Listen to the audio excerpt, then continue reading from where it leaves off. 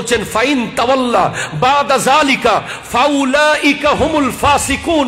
এর পরেও যদি আমার নবী থেকে কেউ মুখ ফিরায়, আমার নবীর সাথে কেউ বিট্রাই করে, সে ফাসিক হয়ে যাবে, সে যেই হোক। আলা হযরত বেলিল কারান্দার কলম ধরে ফেলেছেন, লিখতে লাগলেন ও জাহান্নাম মে গয়া जो उनसे मुस्तगनी हुआ है खलीलुल्लाह को हाजत रसूलुल्लाह। দেখছেন কারো দিছে কেউ? মানুষের নাম তো দূরের কথা, পশু পাখির নামও কেউ এজিদ রাখে নাই, রাখে নাই, রাখে নাই। কিন্তু আপনি যান পৃথিবীর যেখানেই যান, গলি গলি হোসেন, শহর শহর হোসেন, নগর নগর হোসেন, গাঁও গাঁও হোসেন, দিলো দিলো হোসেন। ঠিক কিনা কথা বলে?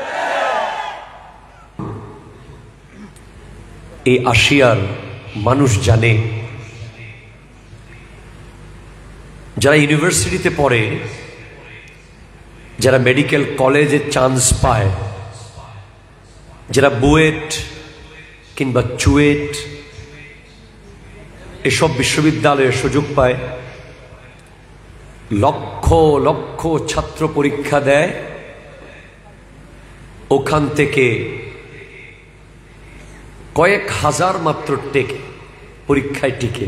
ঠিক কিনা বলেন তো? এক নম্বরে 4 ভাগের 1 ভাগ কম পেলে সিরিয়াল চলে যায় হাজারের পরে। এটা দুনিয়াবি হিসাব। এই যে এই প্রোগ্রামটা ধরেন মাগরিবের পরে যারা এসে গেছে এখানে, অবশ্যই এশার পরে যারা আসবে তাদের চেয়ে অন্তত একটা জিকির বেশি করেছে। ঠিক কিনা কথা জোরে বলে? Echo of flat. এশার পরে যারা এসেছে, আরো পরে যারা আসবে, তাদের চেয়ে একবার দরুদ শরীফ অন্তত এরা বেশি পড়েছে। আপনি কিয়ামতের মাঠে বিশাল বড় সওয়াবের পাহাড়ের জন্য আটকে যাবেন না। আপনি দেখবেন যে একটা ছোট্ট সওয়াব থাকলেই কাজ হয়ে যেত, সেটার অভাব পড়ে যাবে। আপনি দেখবেন যে আপনার আমলনামার মধ্যে আর একটা জিকির, একটা এক্সট্রা দরুদ শরীফ থাকলে হিসেব কিতাব করে আপনি জান্নাতে চলে যেতে পারতেন। সেদিন দেখবেন যে একটা জিকির শর্ট পড়েছে, 1 সেকেন্ড লাগে একটা জিকির করতে। আল্লাহ, একটা দরুদ শরীফ পড়তে 3 সেকেন্ড বা 4 সেকেন্ড লাগে। এই 4-5 সেকেন্ডের একটা আমলের কারণে আপনার আমল নামায় আমল শর্ট পড়ে যাবে। সেজন্য যারা এমন মজলিস পাওয়ার পরেও এটাকে মূল্যায়ন না করে বাইরে ঘুরছেন, এখনো বুঝতেছেন না, আমরা আপনাদেরকে গলা ফাটিয়ে বোঝাইতে পারবো না। যদি আপনাদেরকে আমরা কিয়ামতের মাঠটা আশিয়ার মাহফিলের 10 দিন ব্যাপী প্রোগ্রাম শুরু হওয়ার আগে একদিন দেখাইতে পারতাম, তখন দেখতেন এখানে চেয়ার নিয়ে মারামারি হতো, কে আগে বসবে। কথা বলেন ঠিক কিনা? যদি আমরা আপনাদেরকে কবরস্থান খুলে দেখাইতে পারতাম, আপনার দাদা কেমন আছে, আপনার চাচার এখন কি লাগবে, আপনার বাবার এখন কোন জিনিসটা প্রয়োজন কবরে, তাহলে আমাদের বলতে হতো না বড় করে পড়েন, চেয়ার খালি আছে বসেন, চলে আসেন। যাই হোক, এরপরেও যারা বসেছেন আলহামদুলিল্লাহ। ঐতিহ্যবাহী মাহফিলে শুহাদায়ে কারবালা পরিচালনা পরিষদ দক্ষিণ এশিয়া পটিয়া চট্টগ্রামের, এখন এটা আর পটিয়ার ভিতরে নাই, বাংলাদেশের ভিতরেও নাই। এই আশিয়ার মাহফিল এখন একটা র্যাঙ্ক করে ফেলেছে ওয়ার্ল্ডে। আরো জোরে বলেন ভাই, সুবহানাল্লাহ জোরে বলেন। আপনাদের এই মাহফিলের সৌন্দর্য, স্মার্টনেস, স্বচ্ছতা, সুচারুতা, নিয়মতান্ত্রিকতা সবকিছু মিলিয়ে আপনারা এখন একটা ঐতিহাসিক লেভেলে পৌঁছে গেছেন। এটা এখন একটা ইতিহাসের অংশ, আশিয়ার মাহফিল। আমার মনে হয় সবচেয়ে বেশি সময়ে যেই বক্তা এসেছে মনে হয় আমি, আমার চেয়ে বেশি মনে হয় লাগাতার আর কোনো বক্তা আসছে কিনা আমার জানা নাই। আমি প্রায় কন্টিনিউ মনে হয় 5 বছর ধরে আসি, এই বছর সহ। আল্লাহ তাআলা আমাকে তৌফিক দান করুক, আমিন। আজকে 10 দিন ব্যাপী প্রোগ্রামের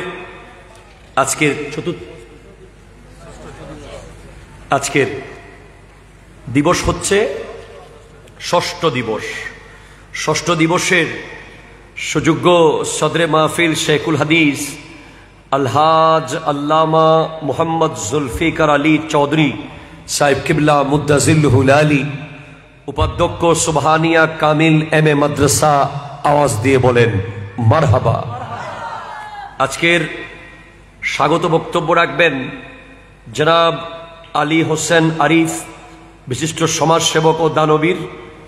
আমন্ত্রিত অতিথিবৃন্দ, বিশেষ করে আমার আগে কথা বলেছেন আমার স্নেহের তরুণ প্রজন্মের ভবিষ্যৎ জনাব মাওলানা সাজ্জাদ হোসেন কাদরি, এবং এই মাহফিলের নিয়মিত যারা শ্রম দিয়ে, মেধা দিয়ে, টাকা দিয়ে, পয়সা দিয়ে, সময় দিয়ে এই আয়োজনকে আজ ইতিহাস বানিয়েছেন। আসসালামু আলাইকুম ওয়া রাহমাতুল্লাহি ওয়া বারাকাতুহু। আসলে আমাকে প্রত্যেকবারই টপিক দেয়া হয় কারবালার সাথে সম্পৃক্ততা কম, এই পৃথিবীর বর্তমান পরিস্থিতির সাথে মিলিয়ে। তারপরেও আমার তো যেতে হবে একটু করে হলেও কারবালায়, ঠিক কিনা বলেন?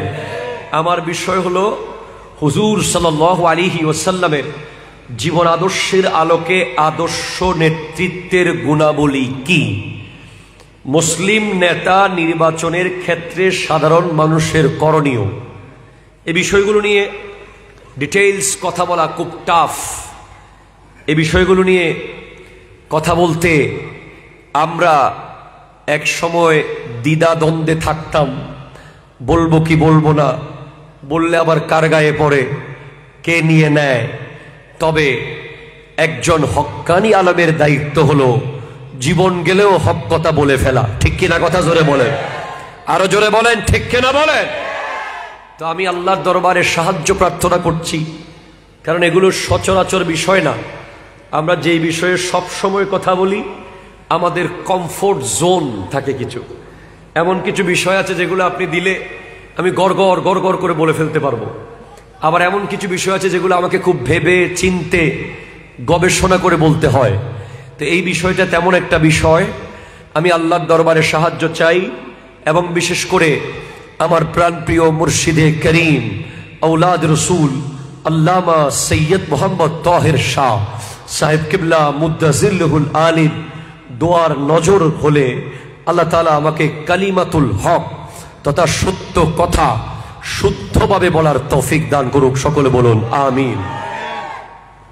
দেখুন কোরআনুল কারীম সূরা আলে ইমরান আয়াত নম্বর 26 রব্বুল আলামিন ইরশাদ করতে লাগলেন, কুলিল্লাহুম্মা মালিকাল মুলক।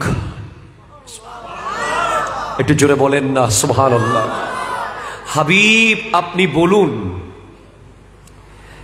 এই জগতের বাদশাহী, এই জগতের রাজত্ব, সুবহানাল্লাহ বলেন, এই জগতের বাদশাহী, গোটা কায়নাতের মালিক, রাজাদিরাজ, মহাপরিচালক একমাত্র আল্লাহ।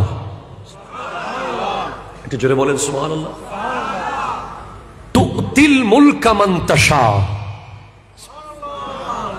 আল্লাহর এই রাজত্বের, এই পাওয়ারের, এই ক্ষমতার, এই মালিকানার জর্রা পরিমাণ পাওয়ার আল্লাহ যাকে চান তাকে দেন। ওয়া তানজিউল মুলকা মিম্মান তাশা। আবার যার কাছ থেকে আল্লাহর ইচ্ছা হয় মালিকানা, ক্ষমতা ছিনিয়ে নেন। একটু জোরে বলেন না সুবহানাল্লাহ। আপনারা কি বুঝতে পেরেছেন? তার মানে সর্বপ্রথম পৃথিবীর সমস্ত বাদশা, সমস্ত রাজা, সকল প্রেসিডেন্ট, সকল কিং, সকল প্রধানমন্ত্রী, সকল প্রধান উপদেষ্টা, সকল চেয়ারম্যান, সকল মেম্বার, সকল কাউন্সিলর, সকল ক্ষমতাবানরা মনে রাখতে হবে ক্ষমতার আসল মালিক হলো আল্লাহ। ঠিক কিনা কথা বলেন? আরো জোরে বলেন ঠিক কিনা বলেন? ক্ষমতার আসল মালিক কে? আরো জোরে বলেন কে? আল্লাহ নিজে বলছেন যে হাবিব আপনি বলে দেন রাজত্বের মালিক আমি, পাওয়ারের মালিক আমি, আমি আল্লাহ। আমি যাকে চাই ক্ষমতা দিই, আবার যার কাছ থেকে চাই নিয়ে ফেলি। পৃথিবীতে বহু ক্ষমতাবান এসেছে যারা মনে করেছে যে ক্ষমতা কোনোদিন যাবে না। ঠিক কিনা কথা বলেন? যাদের চলা ফেরা, উঠা বসা, behaviour, social dealings, personal dealings, পারিবারিক ব্যবহার আচার, official dealings, financial dealings, business dealings, মনে হয়েছে যে আর কোনোদিন উনি চেয়ার থেকে যাবে না। ঠিক কিনা কথা বলেন? কিন্তু ফেরাউন থাকতে পারে নাই। কথা কোনটা ঠিক কিনা বলেন? নমরুদ থাকতে পারে নাই। ইয়াজিদ থাকতে পেরেছে? হায় হায় হায় হায়, ক্ষমতা। অনেক ব্যাককল আছে, আমি আসলে ব্যাককলের বেশি আর খারাপ শব্দ ইউজ করতে চাই না, কারণ যতদিন বয়ানী শাহ হুজুর জীবিত আছে আমরা ওই লাইনে যাব না। ওনাকে আমরা দিয়েছি, আমরা সর্বোচ্চ ব্যাককল পর্যন্ত বলি। অনেক ব্যাককল বলে কারবালার এই মাসে বলে কিছু গরম আশেকরা কারবালার মাস আসলে হোসাইন হোসাইন কেন করে? এটা তো রাজত্বের দ্বন্দ্ব, এটা তো ক্ষমতার দ্বন্দ্ব। নাউজুবিল্লাহ জোরে বলবেন না? ক্ষমতা কে কাকে দেবে? আরে ভাই, আল্লাহ ক্ষমতা দিয়েছে আমার নবীকে। ঠিক কিনা কথা বলেন না? আর আমার নবীর ক্ষমতা, নবীর নওয়াসা ছাড়া পৃথিবীর কে পাবে? যেই ব্যক্তি নবীজির কাঁধে ওঠার সৌভাগ্য অর্জন করেছে, যেই ব্যক্তিকে নবীজি কোলে নিয়েছেন, নবীজি চুমু দিয়েছেন, নবীজি যার ব্যাপারে বলেছেন হুসাইনুম মিন্নি ও আনা মিন হুসাইন, হাসানুম মিন্নি ও আনা মিন হাসান, তাদেরকে আবার ক্ষমতা কে দেবে? যাদেরকে আল্লাহ জান্নাতের ক্ষমতা দিয়ে দিয়েছে। ঠিক কিনা কথা বলে? ইয়াজিদ চেয়েছিল ক্ষমতা জোর করে রেখে দেবে। আমরা প্রত্যেক বছর ইয়াজিদের কথা শুনি, কিন্তু আমরা আমল করি না। কথা বলা ঠিক কিনা জোরে বলেন না? ইয়াজিদের ইতিহাস আমরা প্রত্যেক বছর শুনি, কিন্তু আমাদের ভিতরে সেটা আমল হয় না কেন? আপনি রাসূল পাকের জিন্দেগিতে যান, আরো জোরে, আরো জোরে। আমার নবীর জীবনীতে একটু যান না। 63 বছরের হায়াতে দেখেন, খুব খেয়াল করেন, আমার নবী জানেন যে বয়স 40 হলেই নবুয়ত প্রকাশ হবে। জানেন কি জানেন না? নবীজি কি দুনিয়াতে আসার পরে নবী না আগে থেকে নবী? আরো আগে থেকে নবী না পরে নবী? আগে থেকে নবী। নবীজির ক্ষমতা, নবীজির পাওয়ার, নবীজির যে লিডারশিপ, নবীদের ভিতরে, যিনি নবীদের ভিতরে সর্বোচ্চ পাওয়ারের অধিকারী, তিনি হলেন মুহাম্মদুর রাসূলুল্লাহ সাল্লাল্লাহু আলাইহি ওয়াসাল্লাম। জোরে বলেন সুবহানাল্লাহ। এটা কোথায় হয়েছে? কোন জায়গায় হয়েছে এই লিডারশিপের ঘোষণা? রু জগতে হয়েছে, আলমে আরোহার মধ্যে, যেখানে বলা হয়েছে, কোরআন বলছে ওয়াইদ আখাযাল্লাহু মিসাকান নাবিয়িনা লামা আতাইতুকুম মিন কিতাবি ওয়া হিকমা সুম্মা জাআকুম রাসূল আর জোরে বলেন না ভাই সুবহানাল্লাহ। হাবিব আপনি স্মরণ করুন, যখন আল্লাহ নবীদের কাছ থেকে ওয়াদা নিয়েছে, হে নবীরা তোমাদের কাছ থেকে আমি আল্লাহ ওয়াদা নিচ্ছি, তোমাদেরকে কিতাব দেব, নবুয়ত দেব, উম্মত দেব, পতাকা দেব, পাওয়ার দেব, মুজিজা দেব, শান দেব, আজমত দেব। সুম্মা জাআকুম রাসূল, অতঃপর তোমাদের কাছে একজন রাসূল আসবে। কেন আসবে আল্লাহ? মুসাদ্দিকুল লিমা মাকুম, তোমরা যে সত্য সেটা উনি সত্য বলবে। তুমি যে আদম সফিউল্লাহ এটা উনি বলে দেবেন, আপনি যে নূহ নাজিহুল্লাহ এটা উনি বলে দেবেন, আপনি যে মুসা কালিমুল্লাহ এটা উনি বলে দেবেন। আর উনি বললেই পৃথিবী মানবে। একটু জোরে বলেন না ভাই সুবহানাল্লাহ। ওনাকে জন্য পাঠাচ্ছি। তো আল্লাহ আমাদের কাজ কি? আমাদের কাজ কি? আল্লাহ উনি যে আসবে, আমাদেরকে সত্যায়ন করবে, অ্যাটেস্টেট করবে। আমরা নবীদের কাজ কি? আল্লাহ বলছেন লা তুমিনুন্না বিহি ওয়া লা তানসুরুন্নাহু, তোমাদের দায়িত্ব হলো তার উপর পরিপূর্ণ ঈমান আনা এবং তাকে সাহায্য করা। এখন আল্লাহ দেখেন কিভাবে আমার নবীকে পাওয়ারে মসনদে বসাচ্ছেন সমস্ত নবীদের উপরে। আল্লাহ বলছেন ক্বালা আ'আকরারতুম, তোমরা কি মেনে নিয়েছো? ও আখাযতুম আলা যালিকুম ইসরি, আমি আল্লাহ তোমাদেরকে যে দায়িত্ব দিয়েছি সেটা কি গ্রহণ করেছো? তারা সবাই বলছে ক্বালু আকরারনা, আল্লাহ আমরা সবাই মেনে নিলাম। এবার আল্লাহ বলছেন এই মানাতে হবে না, আরো মজবুত করো। তোমাদেরকে যে লিডার আমি দিচ্ছি, আমার নবীকে আমি লিডার বলতে চাচ্ছি না, তোমাদেরকে যেই তোমাদের সবার জিম্মাদারি যাকে দিচ্ছি, একটু জোরে বলেন সুবহানাল্লাহ। তোমরা সবার, আল্লাহ বলছেন জিম্মাদারি আমি যাকে দিচ্ছি ওনাকে তোমরা মেনে নিয়েছো? সবাই বলছে মানলাম। কেমন মানছো? বলে মেনেছি তো। বলে এই মনে হবে না। ক্বালা ফাশহাদু, তোমরা একে অপরের সাক্ষী থাকো, তোমরা যে আমার হাবিবকে অনুসরণ করবে, তার উপর ঈমান আনবে, তার খেদমত করবে। একজন আরেকজনের সাক্ষী হয়ে গেলেন। এবার বলছেন আল্লাহ এখন হয়েছে? আল্লাহ বলছেন আরো মজবুত করো। মানে আপনাকে আমি বোঝাতে চাচ্ছি কি, ক্ষমতায় যদি আল্লাহ বসায়, আরো জোরে বলেন ভাই সুবহানাল্লাহ সুবহানাল্লাহ সুবহানাল্লাহ। এটা সহিহ হাদিস, হযরতে আব্দুল্লাহ ইবনে সামুরা রাদিয়াল্লাহু তাআলা, জোরে বলেন সুবহানাল্লাহ। ওনাকে নবীজি বলছেন ও আমার সাহাবা সামুরা, শোনো, তুমি যদি নিজের ইচ্ছায় ক্ষমতায় বসো তাহলে তোমার উপর গুনাহ বর্তাবে, তুমি দায়ী থাকবে, তোমার সাহায্য পাবে না। আর আল্লাহ যদি তোমাকে বসায়, মানে তুমি চাও নাই ক্ষমতায় যেতে, জনগণ তোমাকে জোর করে ক্ষমতায় নিয়েছে, তোমাকে আল্লাহ সাহায্য করবে। হাদিস, সহিহ হাদিস। কোথায় আছে? আমাদের নবম দশম শ্রেণীর দাখিলের আকাইদ ফিকা বইয়ে আছে। মাদ্রাসা ছাত্ররা দেখে নিও, নেতৃত্বের একটা অধ্যায় আছে, সেখানে এসেছে যে আমার নবী সাহাবা কে নবীজি বলছেন যদি কেউ জোর করে দায়িত্ব নেয়,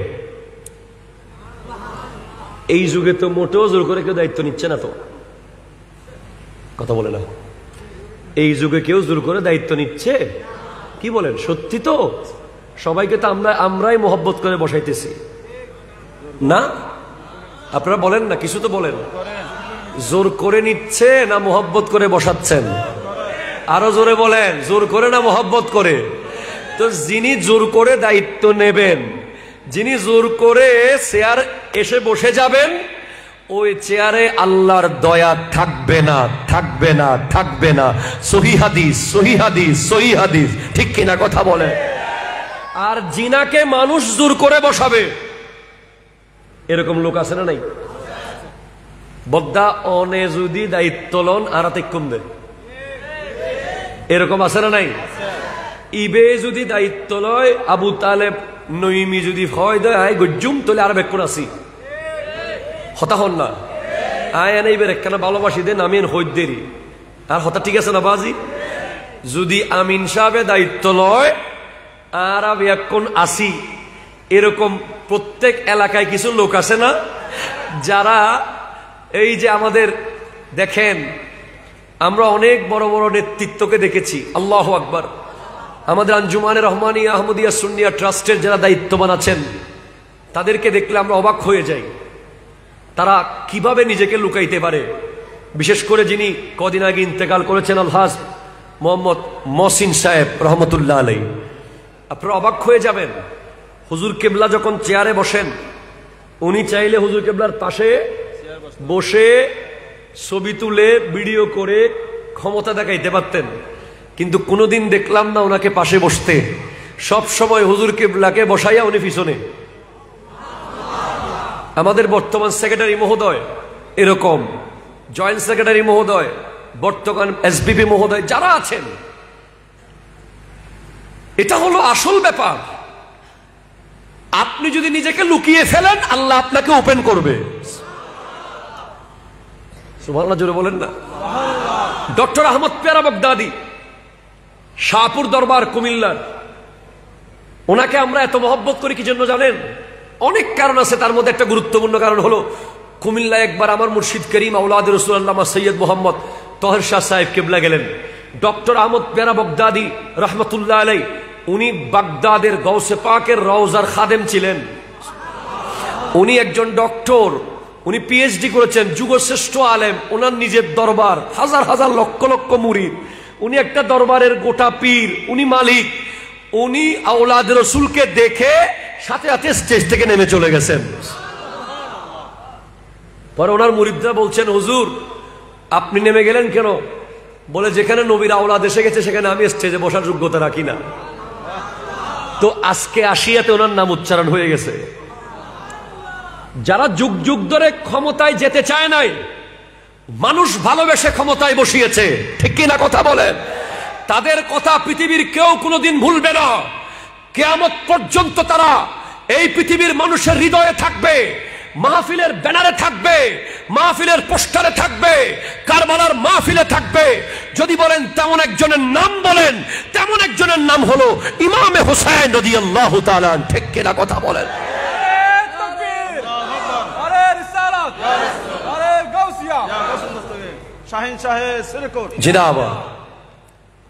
ইমামে হুসাইন রাদিয়াল্লাহু তাআলা চির অমর। শুধু মাহফিল বাড়বে যে, হুসাইন পাকের জিকির শুধু বাড়তে থাকবে, কোনদিন কেউ কমাইতে পারবে না। কেন? উনি নিজেকে লুকাতে চেয়েছেন, আল্লাহ ওনাকে ওপেন করে দিয়েছেন।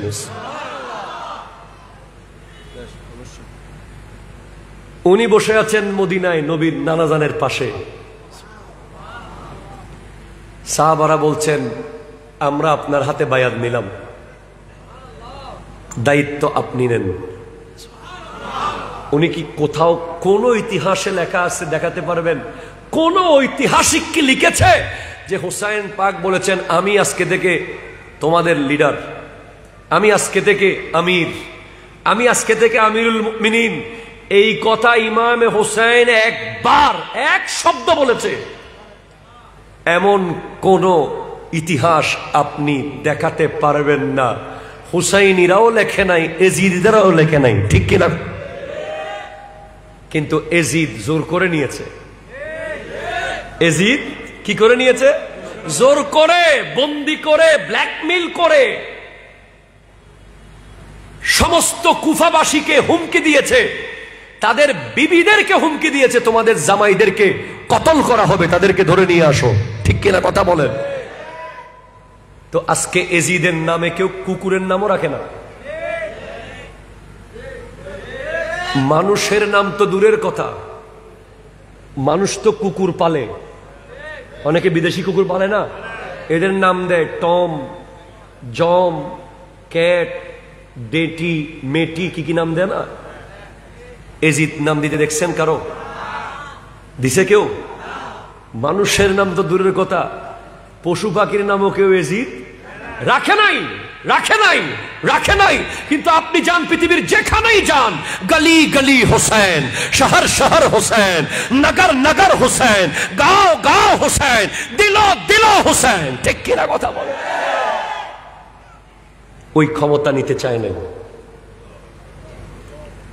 ক্ষমতায় যেতে চায় নাই। কুফাবাসীরা শত শত চিঠি পাঠিয়েছে, আমরা আপনাকে চাই, আমরা আপনাকে চাই, আমরা আপনাকে চাই, আমরা আপনাকে চাই।